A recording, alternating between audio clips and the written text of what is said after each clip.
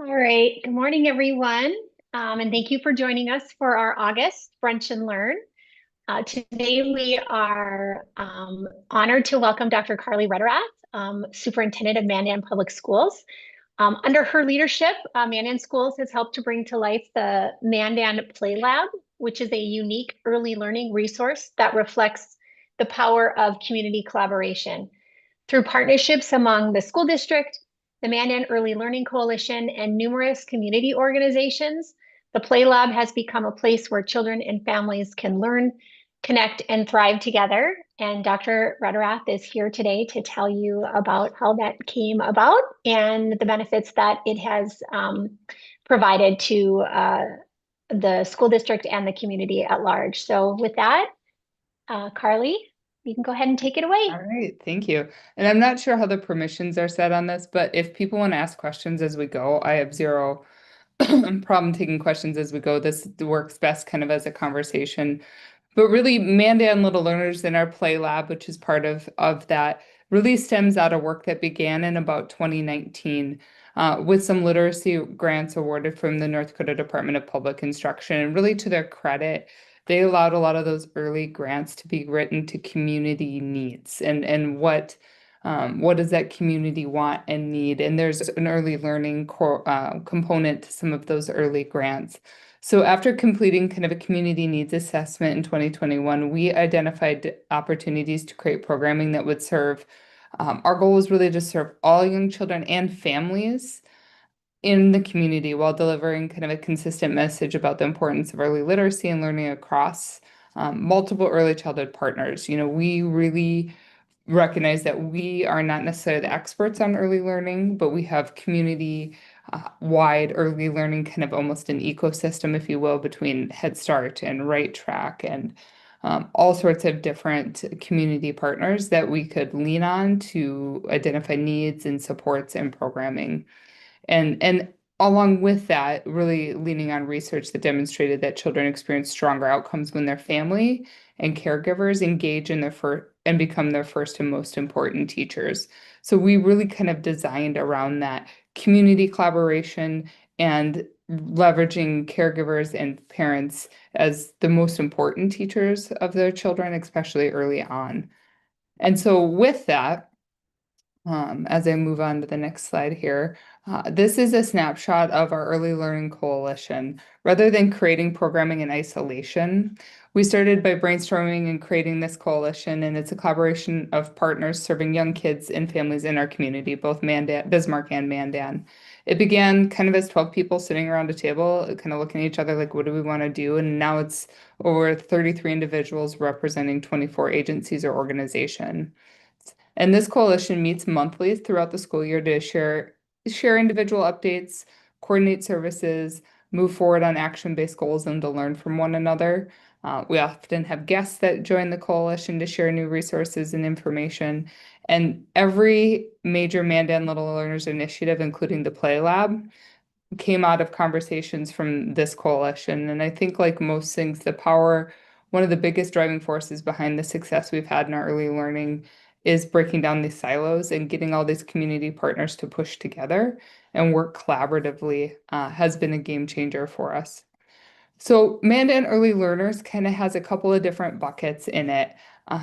It's our early learning initiative, and our mission is, again, to empower families and caregivers to become their active partners. So while we have several initiatives, these are kind of our four big buckets. I think several of you are familiar with Gearing Up for Kindergarten. We recently switched it. We used to do Gearing Up for Kindergarten kind of a focus in April, kind of a push right at the end of the year. We switched it a couple years ago to starting October, a once a month, where students go to their neighborhood school. They have some academic time with the kindergarten teacher, and then we also have programming for parents to learn about different topics, different school readiness pieces at that same time. When we first started doing this back in March of 2021, we had 4 classrooms. We're up to 7 classrooms now, and so that's been a very successful program for us. Spark originally started as part of coming out of COVID, it started as part of our Striving Readers and CLSD grants. They didn't have anybody doing story time at the library here in Mandan. And so Janet Bassingwaite, who really is, fortunately she couldn't be here today, but she's really the driver behind all of this, said, I'll do story time. And she created Spark. And Spark is much more than just the traditional story time. Yes, there's literacy book component to it that you would get in a traditional story time.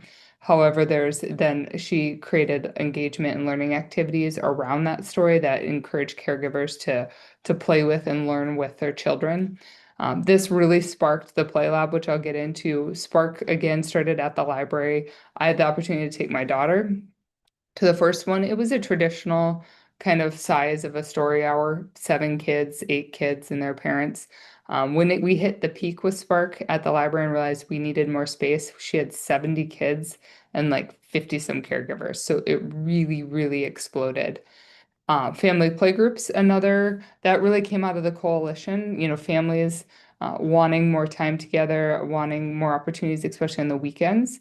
And so the coalition, really driven by the University of Mary, started to create family playgroups once a month. Now I believe we do them twice a month during the school year, where OT, PT, speech pathologists, pre-service individuals, pre-service teachers come together and run family playgroups with, again, different stations and activities that can build skills and early learning, but also just provide opportunities for families. So then fast forward to December of this last year, as I kind of indicated before, we were rapidly outgrowing our space at the library. Family playgroup we had in one of the gyms of our school, and just really recognized that we needed a location for some of this. And we, as many people know, just recently built a beautiful new high school. And as that high school got built, our Brave Center, which is our central administration building, no longer needed to host high school classes because they could all fit at the new high school. So we had our shipping and receiving and our print shop down at, if anybody's familiar with Mandan, Old Ferris Field, where our old football field was. It was actually in the old locker rooms down there. We moved all that to the Brave Center. And so we had this locker room space that we weren't using and didn't have anything for. And so we've really taken that and converted that into a dedicated space for the PlayLab. And coincidentally, we lucked out in the sense that it is 2 blocks from Head Start. It's extremely close to Mary Stark Elementary for us. It's probably the most ideal location that it could be, and it was just worked out well. And so that we've started to convert that into the PlayLab to house much of our programming. So what is the PlayLab? It's a space for learners and their grown-ups to come together, read, play, learn, and grow. It's completely free. And it's intentionally designed to strengthen relationships, whether it's child to adult, child to child, adult to adult, family to family. And I think that's one of the couple of things that we didn't necessarily anticipate when doing this that have been really neat is the connections that other adults have made to each other and the support system that they have. Often we get families who maybe are a little bit isolated for whatever reason, don't always have as many resources, and to watch them become friends and become each other's support. We talk about it all the time. Kids who come to the PlayLab are talking about going to each other's birthday parties, are talking about engaging in ways that many of these families never would have before. It's remarkable when you walk into the PlayLab. We encourage silencing your phones and being present with your kiddos. And it's amazing how much parents are just playing right alongside their students and their kids. I am the former alternative education director for the district, and I have one of the most powerful things I've seen is former students of mine who I know the struggles they've come from, and I know that lacking community and resources, bringing their children here and watching them develop to be amazing parents and develop this group of people that they can have community with and that they feel comfortable with has been outstanding. So the goal is really to help build a community of healthy learners. We also allow coalition partners to use this space to deliver services and host events. This PlayLab also happens to be very close to the new Women's Correctional Center that's going in just southwest here of Mandan. And so we have plans to work with them when women are doing some reunification pieces with their children to use the PlayLab. Other people have had events here. Three Rivers Human Services has used it for some home visit type situations where parents can have a more comfortable environment to interact with their students. So we've really been able to use it for a lot of different really important community resources and opportunities for families. So what kind of began as just an idea has grown into, since December, has served nearly 300 families and 500 plus individual children. So it's really become a hub of just learning and collaboration. It's not a drop your kid off and leave, but it's really a hub of family engagement and opportunity. One of the other pieces that have come out of this is the Morton Mandan Public Library has been a fabulous partner of ours through this whole process from day one. And they've really, on their end, wanted to get, if you are familiar with Mandan, the railroad tracks really divide Mandan into a north and a south. And the library is just on the north side of the railroad tracks, and they've really struggled to get engagement from the south side of the tracks to get people up to the library. And they've had a dream of doing a satellite library site in Mandan. And the PlayLab has now offered that as an opportunity to provide them that. And they got a fabulous grant with T-Mobile. And so they're going to be putting the branch in. They actually just started construction, I believe, last week on it. So the one end of our PlayLab is going to have a satellite library space where families can come in, check out books. We'll have a few computers if parents need to access internet for job applications, those sorts of things. But it really hopefully will help us to continue to collaborate and expand access to books, library services, technology, community resources, and a place that families are already consistently visiting. It just adds another layer to us. So additional collaborations of the coalition, these are all the different things that we have done at various times since 2021. It has grown beyond just individual programs to really a network that continually creates new opportunities for children and families. These are just some of the partnerships, events, trainings, shared initiatives that have come through this approach. And it's really a case of together we're accomplishing much more than Mandan Public Schools or any singular entity could have done on our own. So I think, the next question is, what is the impact of this? What does this look like? And for us in Mandan, one of the biggest impacts we've seen is utilizing our fall NWEA kindergarten entry scores. These are before we've really had a chance to do much with students.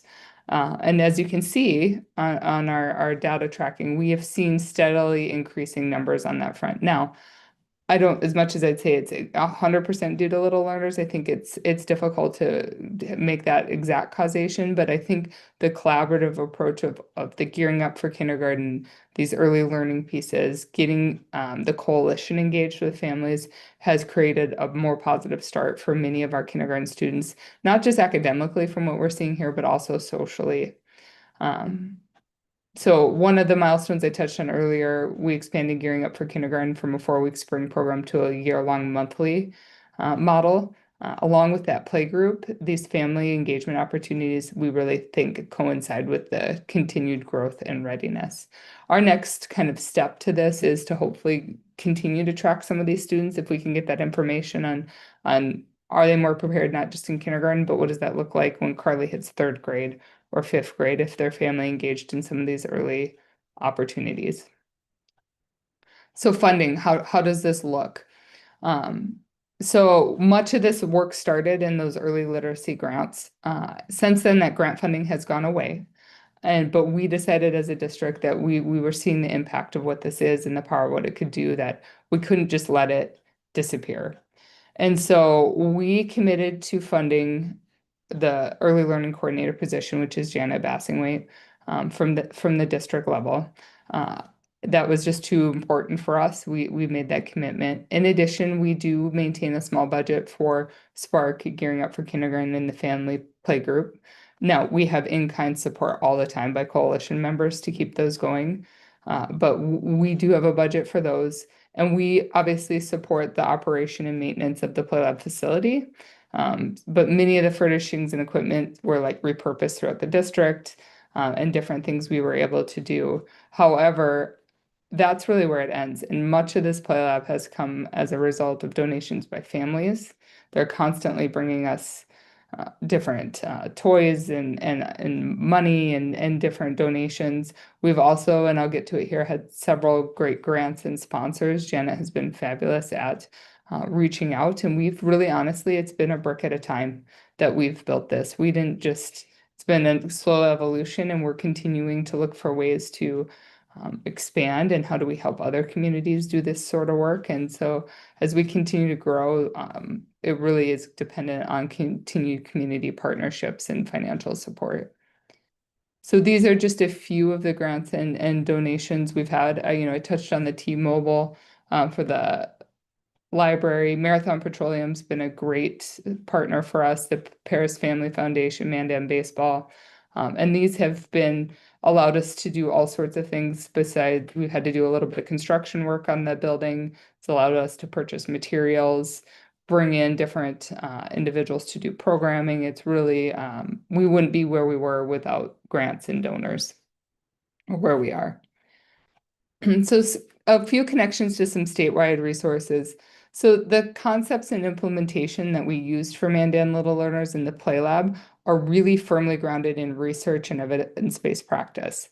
And so the North Dakota recently released the Early Learning and Family Engagement resources that you see on here, including School Readiness Guidebook. Janet had the opportunity to synthesize the evidence-based practices that we've implemented in Mandan through Mandan Little Learners into a framework that communities can adapt to meet their local needs. And you'll really find that framework in this school readiness for legendary learners. What we've learned with Mandan Little Learners isn't defined by one program or facility. Rather, it's an intentional framework that guides the work, bringing partners together, engaging families, and leveraging unique community resources, measuring outcomes, and growing strategically over time. This is something that, again, it's been a brick at a time. You got to walk before you run, and just starting to move is the first step. By implementing this framework, it has allowed us to refine a process that demonstrates that it can be effective, and we've been able to identify practical action steps that could help other communities build systems that reflect their own strengths and priorities if they're interested. So what's next? It's rewarding to see these measurable results, but I think we always, what's next? How do we continue to build? For us, a few different things specific to our site. We really are looking to do some outdoor play space, some nature-based play space, so we can continue to build opportunities for families to engage in nature and in play outside, continuing to hopefully expand. Right now, we offer Spark twice a week still at the library. We didn't want to take it away from the library. And twice a week at the PlayLab, a morning and an afternoon session. So a 9 to an 11 and a 3:30 to like 5:30 time. In addition, like during the school year, play groups run 2 Saturdays a month. And then we have other opportunities sewn in there, but we would obviously always like to continue to offer more opportunities for families as we're able to build it and staff it. So we're proud of what we've built together. A community continues to invest in us, and whether, like I said, we thought we were going to have to be closed in August just because of staffing and coming back together, and we had a family bring us a $1,500 check and say, you got to stay open. Our family loves this. We want to make sure that families can continue to operate, be here in August. And so it's just really become something much bigger than just Mandan Public School as well. It started with us and we continue to drive it. It is far bigger than anything we could have done on our own. And then that's really what I had. This is Janet. She is the classic example of really great things happen when you hire exactly the right person. She has been a phenomenal leader for us. And I'd say in closing, the couple of things that we really have identified that if you have interest in a community and doing something like this, that you need to make it happen, is identify an early learning champion that guides the work. Doesn't have to be a teacher. We were lucky. Janet was a early learning professor out at UMary, comes from a teaching background. I wouldn't say they have to be a teacher, but it needs to be somebody who can champion and guide this work and understands student and child development and can work with adults well. I think of OTs, nurses, PTs, really anybody in your community that has some of that developmental background can be your champion. I think the number two thing is bringing partners together around a shared vision for children and families in your community. Every community's partnership or coalition is going to look different based on community resources, based on what you've identified as a need or a want as a community, but really bringing partners around that shared vision of what you want for children and families is essential to this. I think the third piece is we've got to empower families and caregivers that they're their child's first and most important teacher. That is so integral to this work. And we've really seen it as students transition to school. Many of these parents and caregivers are much more connected with us, much more comfortable communicating with the school, much more engaged because they've been that engaged early on and had those positive experiences. 4 was using evidence and developmentally appropriate practices to guide decisions, how you structure the space, how you structure learning activities. And then just really thinking strategically, leverage existing community strengths and resources. You don't need to reinvent the wheel. You don't need to go outside of your community. You'd be amazed at what you have right where you're at and what you can do. We had a facility in the school district that we were able to use, but little learners could function out of a church basement. It could function out of a classroom. I mean, there's a community center. There's a lot of different ways to do that. And then finally, just creating accessible opportunities that strengthen children, families, and communities, really trying to break down those barriers of access, whether it's transportation, whether it's just awareness, welcoming, really trying to make it accessible opportunities. So every community, I believe, already has the assets, and many are doing a lot of this great work already.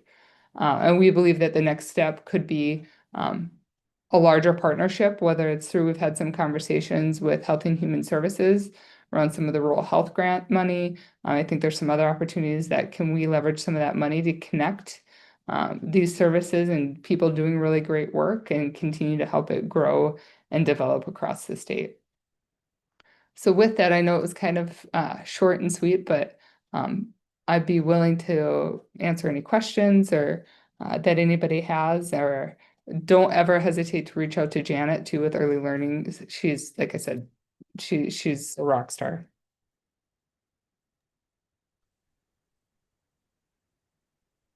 Right, Carly, I'm looking at the Q&A. If anybody has any questions for Carly, feel free to jump in the Q&A or even in the chat and shoot those over to us. But we'll give that a couple of minutes. But I think this is I think that maybe the third time I've heard Carly talk about this. It almost seems like not sufficient to call it an initiative because it Right. just seems like it's grown to such an amazing thing that you've been able to with all of the partners that you've connected with to provide for your community. But I think it just really shows the power of collaboration. And I know our districts throughout the state, we're forced to collaborate to be able to provide the services and the just the educational services And that our districts provide. But all of this is just absolutely. so it just really shows what you can do when you collaborate with others. Absolutely. I have no doubt, we have no intention of doing this, but I have no doubt if I said tomorrow that the school district isn't going to fund this anymore, that there's so much community and partnership in there that that coalition wouldn't figure out a way to make it continue to go. And I do want to throw out there too, if I know people are all over the state, but if you ever want to come see it in action, it's really hard to describe it until you see it, and see it work. That we would love to have people come take a look at it, especially if you have interest in doing something in your own community. I saw in the chat somebody asked if I had any information about the rural health money. I actually have a meeting with them at 1 o'clock today. Nothing's been like officially set in stone, but I think the hope is to have Mandan do some work this year and then to be able to roll out some not Mandan specific, but then be able to roll out some grants for play labs in the coming year or two. And then we would provide technical support for that, if you will, that Janet would be a resource to then, once communities get those grants, of helping them, how do you identify your champion, getting your community, your coalition together.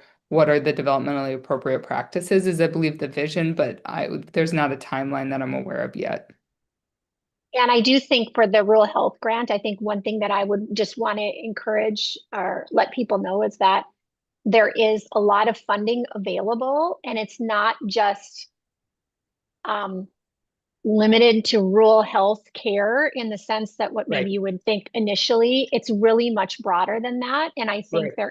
there will be opportunities for school districts and other community partners to get access to some of that funding, that grant funding. And so I would definitely encourage people um, to keep an eye out for that. And we'll try to gather some information, as it's still pretty early in the process, as you Yes. said, Carly. So it's hard to know exactly what paths these would take, but I think there is a lot of opportunity for these grant funds to be used in various different ways, kind of beyond what we traditionally think as rural health care. Yeah. I I think you have saw an, a question about staffing, I think came yep, across. Really, yep. Janet's our only staff that we have for it. For the Play Lab specifically and for Spark, we have some volunteers that come, lend a hand. Typically when she does Spark groups, there's two people there, her and a volunteer. But sometimes it's just her. We do a lot of interns come and volunteer there or have their time there. The coalition, when the coalition does events, we give them a key fob and they come in and they staff and run their events. So it's really considered kind of that community space to utilize. I will say roughly, when you look at our buckets between gearing up for kindergarten, Spark, family play group, and the play lab, we really operationally do that for about $150,000 a year, which is not that much money. I mean, when you're looking in the scheme of things now, we are heavily enhanced by donors and grants and things like that to kind of what I'd say round out. But to do something like gearing up and to do something like Spark twice a week in the church basement and to do some of these things on a smaller scale, um, it does not have to be cost prohibitive for a district. I really think you would be shocked at what you could do for not a tremendous amount of money. I know budgets are tight, don't get me wrong. I know that is good as well as anybody, but don't think this has to be cost prohibitive. Well, and I think you said it before, Carly, that school districts can be great connectors, right? Yeah, And so I think this is just an example of that. And then like you said, kind of walk before you run, just starting small yeah, can really, and see what you can do. And then you'd be surprised at where you can get to over time. absolutely. And we've hit some dead ends. Don't get me wrong. This hasn't all been sunshine and rainbows and unicorns all the time. When we were running out of space with the library, if anybody who knows Mandan, the Rice Bowl Chinese restaurant used to be on the second level of the library, and they moved into a different location. And so we, for a while, were working with the library, like maybe we take over the second story. But it became pretty apparent, and they're good partners with us, that we just had conflicting visions of programming and they had ideas for the space. And we had enough of a relationship there that we were able to kind of walk away and say, okay, this isn't going to work. Let's find plan B. And we were able, and so you're going to have to pivot and not everything, but if you start small and get some momentum, it's and get people to the table, it's amazing what can happen. Exactly. And like Carly said, she's more than willing to provide, further information offline if anybody has questions. And Janet is available to answer questions as well. I think this, as many of you know, we've been working with our other partner associations to, kind of lift up public schools and public education in North Dakota, and trying to encourage districts and others to share the great work that's happening in our public schools. This is just a great example of that, kind of beyond like the school hours and Mhm. the confinements of the school building, to really show like our public schools are doing a lot to support families and their communities, and how important our public schools are. And that's why, these types of things really go a long way to tell the story of what public schools and public education is doing to benefit um, communities and just our state overall. And so I'd really encourage you all, if you have similar stories or just something along these lines that you'd want to share, to please Yeah, reach out to us and share those, because these are really important stories to tell. Um, as we approach another legislative session here in the next 4 to 5 months, these are the types of things that we love to share in Bismarck when we're talking about funding and how important it is to yeah. maintain the level, not just maintain the level, but to really what are the types of things our public schools are doing, and why is it so important to make sure that we're adequately funding, because then it allows you as a district to do some of these other things when you're not having to worry about healthcare costs rising so much that Yeah. you're having to devote you know shift your funds elsewhere. And so these are things that we really want to hear about. I think the funding and the beauty of what got us going with those early DPI grants was the flexibility that was given within that funding that allowed us to, obviously there's certain non-negotiables, but it allowed us to tailor a program that met our needs. And while it's been at times maddening and at times difficult, the fact that we've been able to kind of build it on our own terms, for lack of a better way to put it, has allowed us to really be able to meet our need in Mandan. And what the need in Mandan is might be very different in Watford City or Minto or, Minot. And so having that funding and braiding together funding, but then also being able to create a system that really allows local need to be met, is essential to this as well. Absolutely. Carly, I don't see any other questions. Is there anything else that you wanted to share before we? No, I just am super proud of our community for this because I think this represents far more than just Mandan Public Schools. And, I get excited about a lot of things, but this is one of the things in my job that I'm probably the most excited about right now. And just, and I've gotten to experience it as a parent. That was one other thing I was going to say is, while this is obviously very good for our families who are maybe lacking resources and exposure, this is good for all kids. And I have a first grader this year, so she's been able to take advantage of a lot of this as it's been up and coming. And just the things I've learned as a parent and the things that she's gained from this program are measurable and remarkable too. So think as a community, this benefits all kids and all families, no matter kind of where they're coming from. So, and I'll just reiterate again that please reach out to myself or Janet if you have questions or, like I said, want to come look at it or have an idea. We'd love to collaborate because this is really only as strong as the amount of people you have involved in it. So, Absolutely. Well, Carly, we really appreciate you sharing all of the great information that you provided today about your play lab and all of the other components to that.